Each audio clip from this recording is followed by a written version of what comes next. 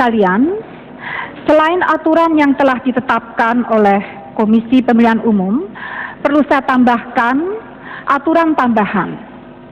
Aturan yang pertama, tepuk tangan dari para hadirin hanya diperkenankan setelah para kandidat selesai berbicara. Aturan yang kedua ditujukan kepada kedua calon untuk berbicara secara bergantian tanpa saling memotong. Demikianlah aturan yang harus kita tegakkan selama acara debat ini. Nah, hadirin sekalian, untuk memberikan semangat kepada kedua kandidat kita, saya persilakan untuk memberikan aplaus yang meriah.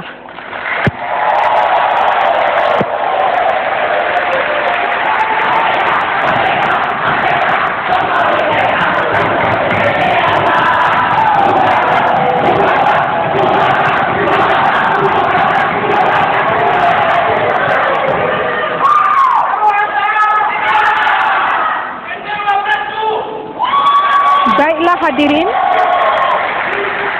terima kasih atas tepuk tangannya. Baiklah hadirin, kita mulai segmen pertama adalah pemaparan visi dan misi. Kesempatan pertama saya berikan kepada Bapak Yusuf Kala. Terkait dengan tema sumber daya manusia dan iptek, mohon Bapak dapat menyampaikan visi dan misi Bapak dalam waktu 4 menit, mulai sekarang. Bismillahirrahmanirrahim. Assalamualaikum warahmatullahi wabarakatuh.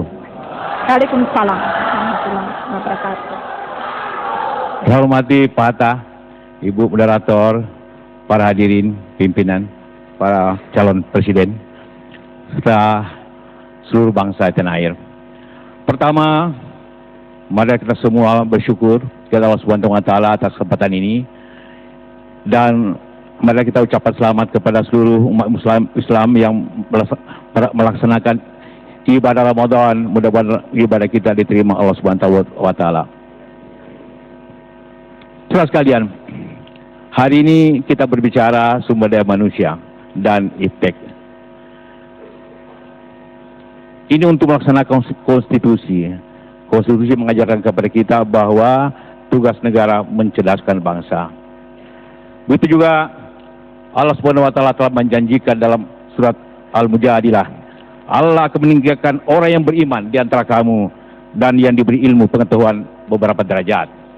Artinya adalah bahwa apapun yang kita bicarakan ini penting untuk dunia dan akhirat. Saudara sekalian, apabila kita berbicara tentang sumber daya manusia, maka kita berbicara kepada bangsa. Kenapa? Karena pembangunan itu sendiri, objek dan subjeknya adalah manusia, bangsa Indonesia.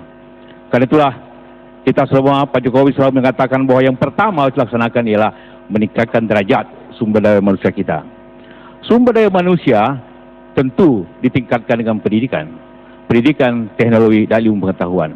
Memang pendidikan, ilmu pengetahuan, teknologi tidak bisa dipisahkan, karena itulah adalah sumber daripada ilmu itu sendiri dan peningkatan itu sendiri.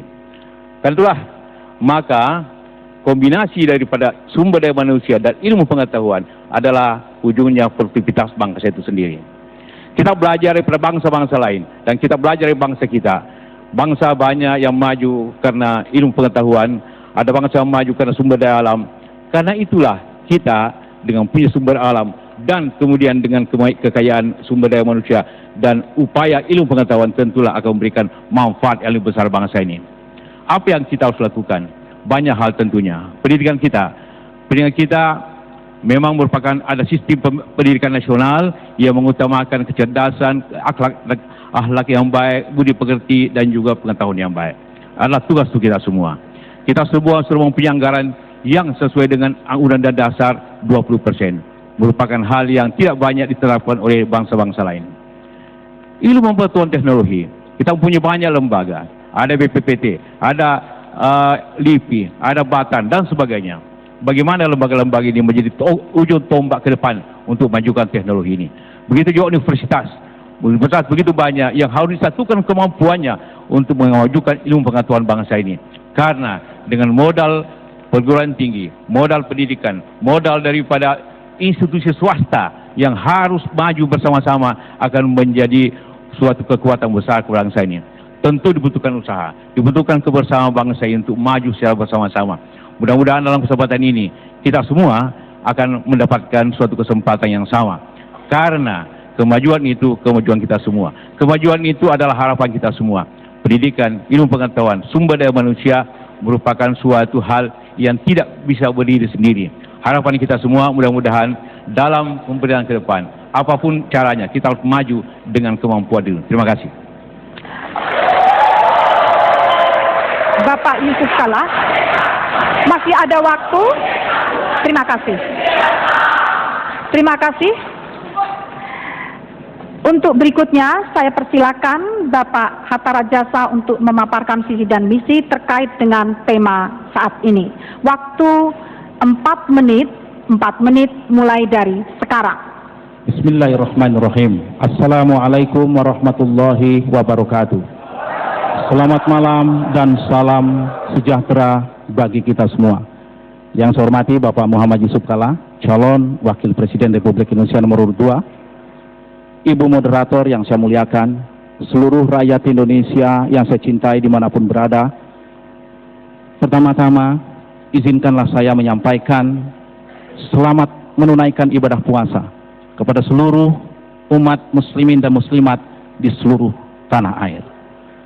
Saudara sekalian yang saya cintai, pembukaan Undang-Undang Dasar 1945 mengamanatkan kepada kita bahwa kita mencerdaskan kehidupan bangsa. Artinya, sangat tergantung kepada kualitas sumber daya manusia dan penguasaan ilmu pengetahuan dan teknologi. Sedangkan kualitas sumber daya manusia sangat ditentukan oleh 2 faktor utama, pendidikan dan kesehatan. Sejarah umat manusia mencatat, jatuh bangunnya peradaban manusia sangat ditentukan oleh kualitas sumber daya manusia dan penguasaan ilmu pengetahuan dan teknologi pada zamannya. Prabowo dan Hatta berkeyakinan Indonesia dapat menjadi negara yang sejahtera, maju dan berperadaban apabila sungguh kita meletakkan sumber daya manusia dan penguasaan ilmu pengetahuan dan teknologi sebagai pilar utama membangun peradaban bangsa. Kata kunci dan tantangan yang kita hadapi adalah sejauh mana kita dapat menjamin seluruh warga bangsa kita untuk dapat menikmati pendidikan yang inklusif, berkeadilan, berkualitas, sedini mungkin, setinggi mungkin, menjangkau seluas mungkin. Disinilah tantangan yang harus kita jawab. Prabowo dan Hatta Rajasa menjawab itu dengan memperbaiki kualitas pendidikan, memperluas akses, dan mempermudah jangkauan dengan mewajibkan kita untuk berpendidikan 12 tahun karena itu hak yang mendasar bagi warga negara kita. Di bidang iptek tentu saja pemerintah wajib memajukan ilmu pengetahuan dan teknologi untuk memajukan peradaban dan memakmurkan umat manusia. Kata kunci di dalam iptek ada 3. Bagaimana iptek kita bisa membangun daya saing bangsa. Yang kedua, bagaimana iptek kita dapat menjawab, merespons keberlanjutan pengelolaan sumber daya alam kita, baik nirhayati maupun hayati.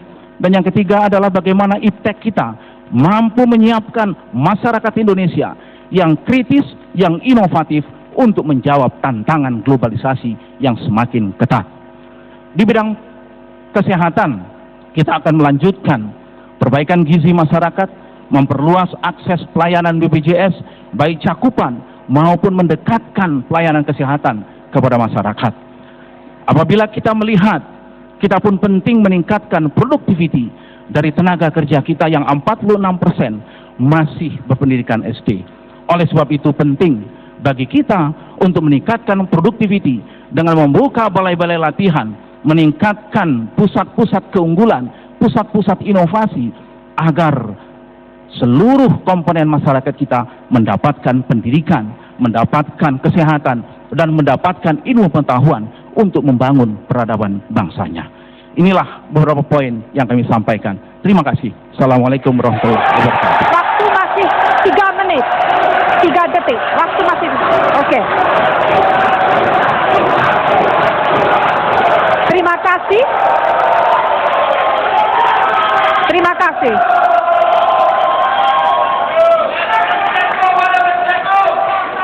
Baik, hadirin sekalian, telah kita ikuti bersama pemaparan visi dan misi oleh kedua calon.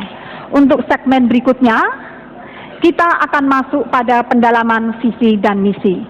Namun sebelumnya, kita ikuti jeda berikut.